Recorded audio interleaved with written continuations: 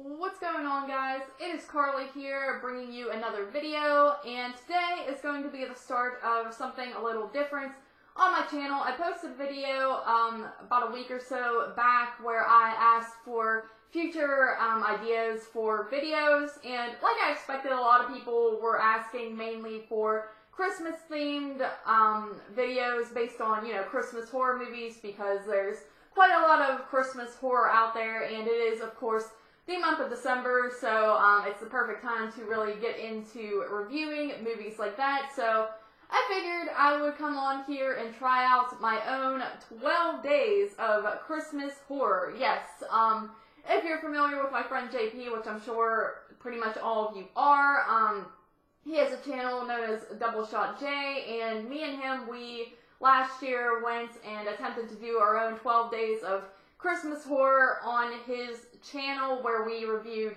12 Christmas themed horror movies leading up to Christmas Day for 12 days, and we made it up to I think 7 videos, and then we completely failed. I think we had 9 recorded, but I don't think he ever uploaded the last 2, so I believe there's 7 that are on his channel if you would like to check those out. I think they turned out pretty well, but the issue was we started way too late. We should have pre-recorded and planned it out a little bit more, but we were both kind of busy at the time being, and by the time we were making videos, it was already like the middle of December, and we had to just keep trying to make one every day, and we were trying to pre-record and all that type of stuff, so it did not work out. So I figured it would be kind of easier probably if I just made my own series on my channel. I know if I asked him to do it, that we definitely wouldn't make it this year, especially with our schedules not lining up nearly as well as they used to. So I just figured I would try to go for it, and I'm going to do my own 12 days of Christmas horror. Sorry about the lighting, by the way. I mean, my walls are just pure whites, and then my face is pure whites, and I was going to have the tree lit, but it was kind of just adding to the brightness. I can't really do much about that. I try to fix the camera settings, but it is what it is. Maybe I'll try to record these at nighttime from now on, just to try to make the lighting a little less in your face. But anyway, sorry about that. For day 1 here, I'm going to be talking about a classic in the Christmas horror world, and that is Silent Night, Deadly Nights. Now, I know I talked about this one on the videos that I made with JP. We did a joint review, of course. If you want to check that one out and compare it to what I'm about to say here, feel free to. But, this year I'm probably just going to be reviewing the Christmas horror that I do own already, so I'm probably not going to be doing anything overly exciting or obscure or different, just to make it easier, and because it is late notice. I'm pre-recording, but it's already December 5th, so don't expect anything too wild, and I figured this would be an easy one for me to talk about since I have seen it before. So, Silent Night, Deadly Night, to get into the story here, you're following this kid, Billy.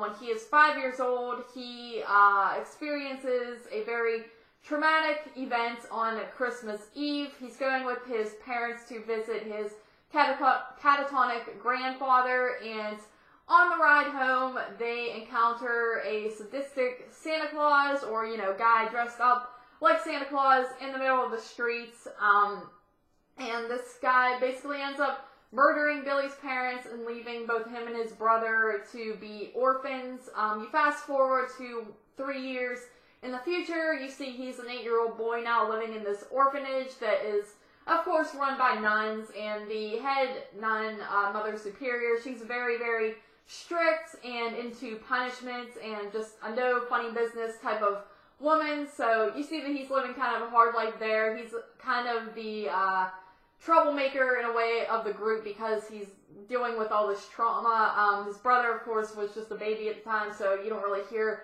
much about him. But this kid, especially around Christmas time, he starts to kind of act out and freak out if he sees Santa or anything like that. So Mother Superior is always kind of cracking down on him, and you see that his whole childhood is just very, very rough. Then, of course, you fast forward even more to when he is an 18-year-old, and he seems pretty normal for the most part. He gets this job at a local toy store, and he seems to be a very good worker, very polite young man, and everything is chill.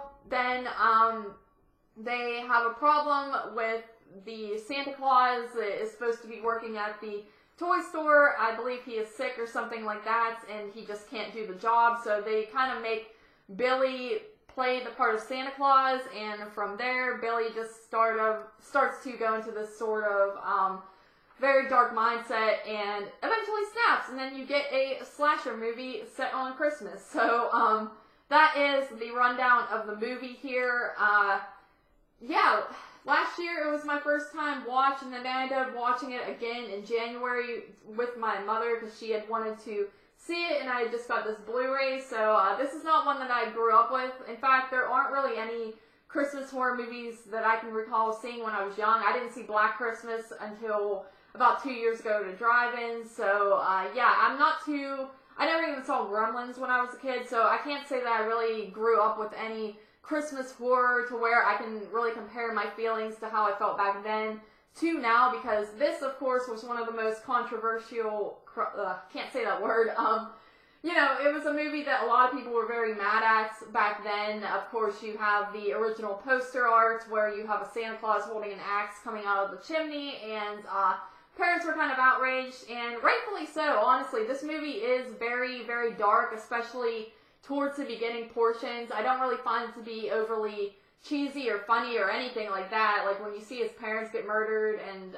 just the beginning scene with you get this weird scene with his grandfather that does come off as a little comical and unbelievable and cheesy, but it's still also very dark and creepy in a way. Then, of course, the part where you see the parents getting murdered, there's really nothing funny about that. And then whenever you see him in this orphanage, you just kind of feel bad for him because now he's stuck. He's an orphan, and the only people taking care of him are these very, very strict nuns. So you just get the feeling that this kid has had a horrible life growing up. Once you get to when he's 18, though, it gets a little bit goofy, and it turns into a full-blown 80s cheese fest. There's just this scene where he is working at the store, and it's a very drawn-out scene, like a music montage. It very much reminds me of, like, a sitcom opening title sequence, honestly, where you just see him doing all this good stuff, like helping a girl get something off the top shelf, and then one of his coworkers offers him a beer, and he's like, oh, no thanks, I got this carton of milk or juice or whatever, and it's honestly pretty comical. Then, of course, you get into the slashing parts, where it does become a full-blown classic 80s slasher, and I think that it's pretty good. I think the kills are pretty decent, of course. A lot of this movie was cuts, and you could still see that. This is a pretty good transfer, I would say, but then, of course, the scenes that were cut, you could see how they're still very low quality, but I think what they did with the movie and with the kills is pretty decent, pretty brutal.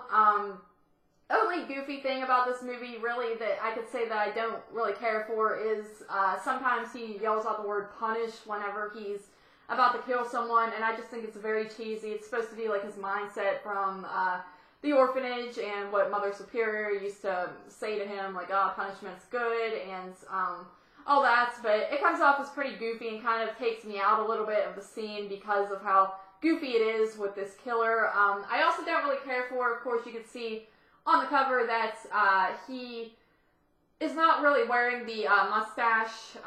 He has it pulled down over his face, which makes sense because in the movie he's just playing the part of Santa in the store, and then they have an after party, and he does pull the beard down, so it's like, of course, he's not going to be really completely dressed like Santa, I guess, throughout the movie, but I almost wish they would have kept the beard up and made it look like actually a killer Santa, because instead you just get this sort of pretty boy character going around killing people, and I just don't really think it's as creepy as it could be or disturbing, but overall, I think this movie is pretty solid, and it does have a lot of rewatchability, honestly. Like I said, I watched it last year in December, then again in January, which would have been the beginning of this year, and just rewatched it last night and had a fun time with it again. So I think this is one that I would definitely rewatch again and again as the years go on. It's one that I wish I would have watched when I was a kid, because I'd be curious to see if it would have made me affected me back, in the days of believing in Santa and being really excited for the holidays and Christmas time. I just wonder if this type of stuff would have scared me or not, but of course I'll never know. Overall, pretty good movie.